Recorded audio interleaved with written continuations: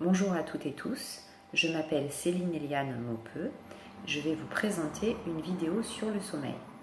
Tout d'abord, je vais vous rappeler succinctement combien dure un cycle de sommeil et quels sont les cycles les plus importants. Ensuite, je pourrai vous présenter 10 conseils pour retrouver un sommeil de qualité facilement et par vous-même. Si cela est plus difficile, eh bien, je vous donnerai quelques astuces pour utiliser de l'homéopathie en accompagnement. Et enfin, je vous expliquerai, selon les heures auxquelles vous vous réveillez, à quoi ça correspond sur le plan physique ou sur le plan émotionnel. Donc, les cycles de sommeil. Un cycle de sommeil dure 1h30. Donc, il est très important de se coucher dès qu'on ressent les premiers signes de fatigue. Et durant ces cycles de sommeil, les cycles de sommeil les plus réparateurs, où vous allez bien récupérer, eh bien, ce sont les 3 premiers cycles.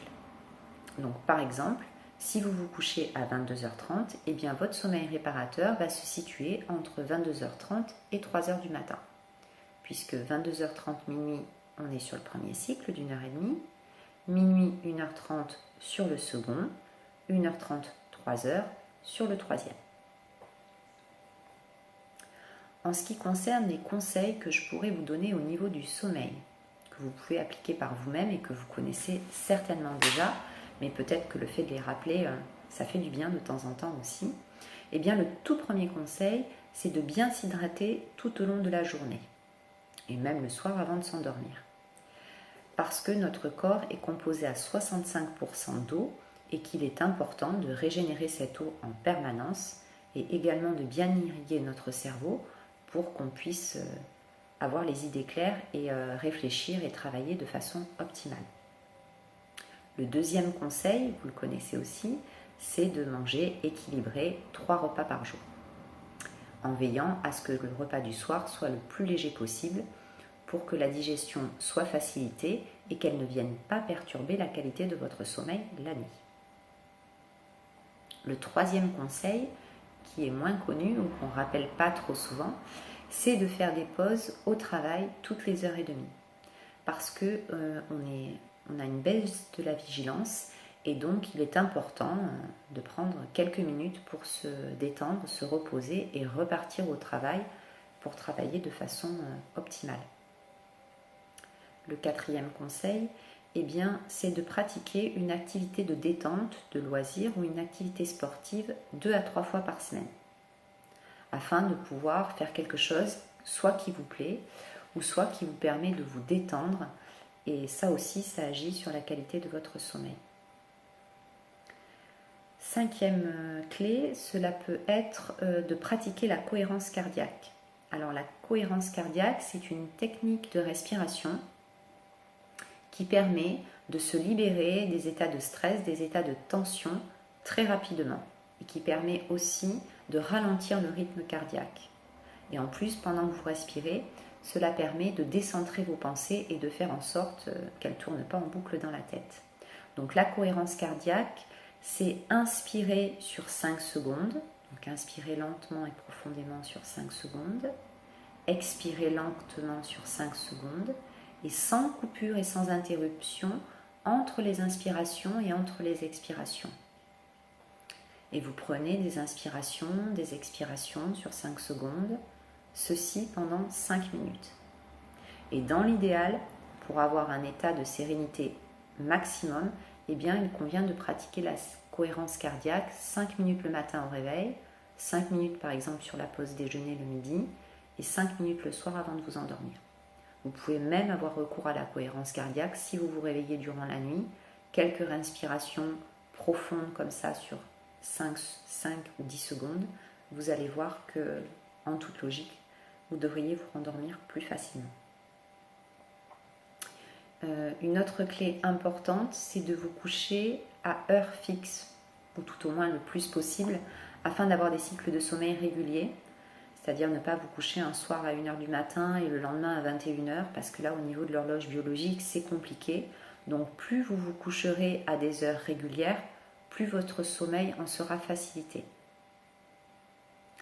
Un autre point important, c'est de vous coucher avant 23h si possible. Tout d'abord parce que il y a les hormones qui se mettent en route avant 23 heures, donc c'est bien de pouvoir en bénéficier et de pouvoir se coucher au moment où il est opportun lorsqu'elles se mettent en route. Et également parce que si vous vous couchez après minuit, eh bien, la qualité de votre sommeil diminue de 50%. Donc c'est un petit peu dommage de perdre cela. Une autre clé également, c'est de vous coucher dans le noir complet, de veiller à ce que la tablette, l'ordinateur ou le téléphone ne soient pas en état de veille ou ne pas vous endormir devant la télévision parce qu'il est très important de se coucher dans le noir complet pour que la mélatonine puisse s'enclencher et fonctionner.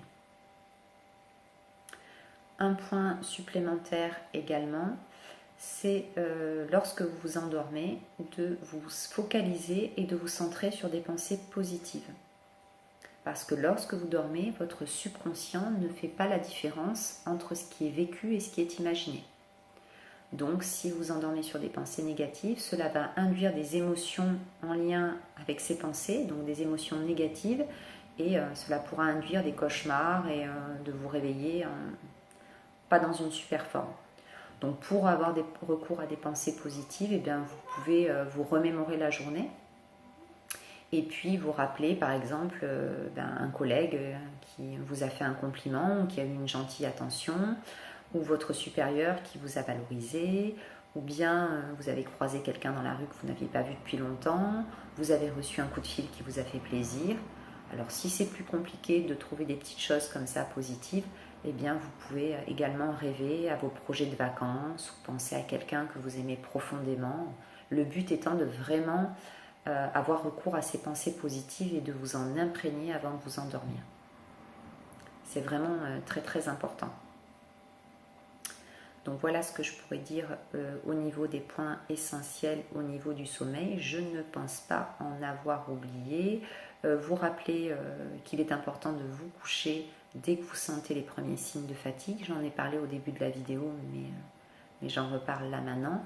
Car si vous vous couchez après les premiers signes de fatigue, eh bien vous ratez le premier cycle de sommeil. Donc c'est un petit peu compliqué après pour pouvoir récupérer. Voilà pour les 10 clés au niveau du sommeil de qualité. Si en revanche ce n'était pas nécessaire, que si vous aviez besoin d'accompagnement, eh bien vous pouvez toujours utiliser de l'homéopathie. Mais avant de prendre de l'homéopathie, je vous conseille vivement de demander l'avis ou de votre pharmacien ou de votre médecin et de ne pas faire de l'automédication seul.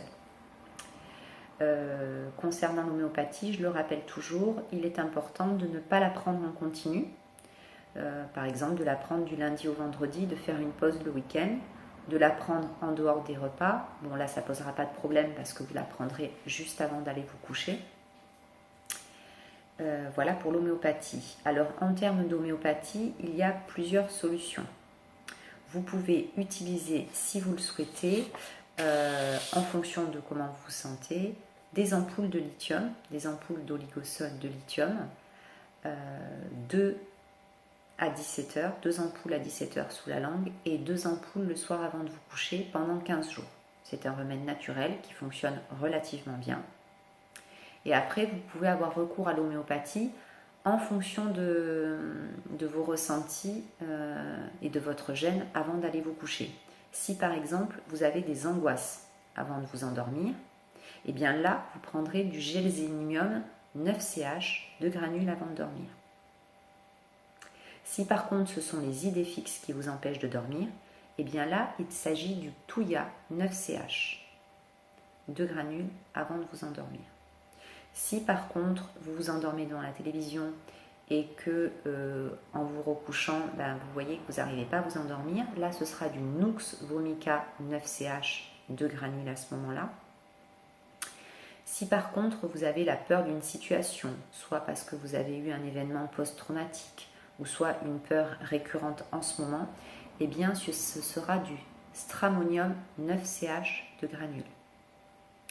Et enfin, si vous êtes dans un état d'agitation, de tension, mais plutôt physique ou plutôt nerveuse, eh bien là, vous prendrez de l'Argentum Nutricum 9CH de granules avant de vous coucher.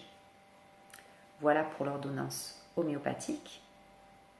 Et ensuite, au niveau des heures de réveil, comme je vous le disais tout à l'heure, tout au long de la journée, nous avons de l'énergie qui circule dans le corps en permanence, mais cette énergie, elle se diffuse aussi pendant la nuit. Donc selon les heures auxquelles vous vous réveillez, cela peut signifier qu'une partie de l'énergie est mal répartie ou qu'elle est bloquée dans le corps. Donc cela correspond soit à une cause physique, soit à une cause émotionnelle. Ça, ce sera à vous de le définir selon comment vous vous trouvez à ce moment-là.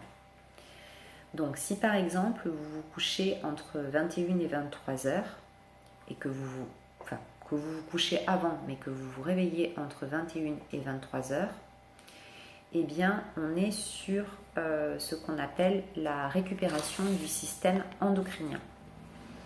Donc cela signifie sur le plan physique, soit que vous avez mangé trop gras, trop riche ou que vous avez mal mangé le soir avant de vous endormir, soit cela signifie sur un plan émotionnel que vous êtes dans un mode de fuite ou de combat par rapport aux événements de la journée. Si vous vous réveillez entre 23h et 1h du matin, là on se situe sur le méridien de la vésicule biliaire. Donc sur le plan physique, cela peut signifier soit que vous avez mangé trop de graisse, ce n'est pas forcément le cas, mais sur un plan physique ça peut être ça, et sur un plan émotionnel, que vous avez des ressentiments, des choses qui vous ont contrarié, que vous n'arrivez pas à les lâcher, et il faut lâcher prise. Et vous avez besoin également alors de renforcer l'estime de vous-même. Si vous vous réveillez entre 1h et 3h du matin, on est sur le méridien du foie. Donc sur le plan physique, c'est la détoxification du sang et le renouvellement et la régénération de l'organisme. Et sur un plan émotionnel, cela peut signifier que vous éprouvez de la frustration, de la colère ou de la négativité.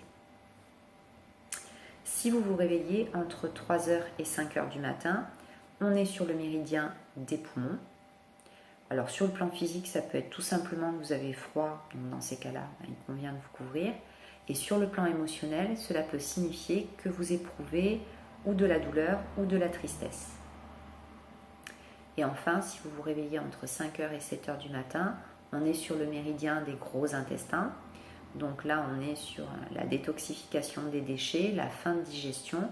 Donc sur un plan physique, cela peut signifier que vous avez mangé trop tard ou de façon trop riche, donc que vous avez du mal à digérer ce que vous avez mangé le soir.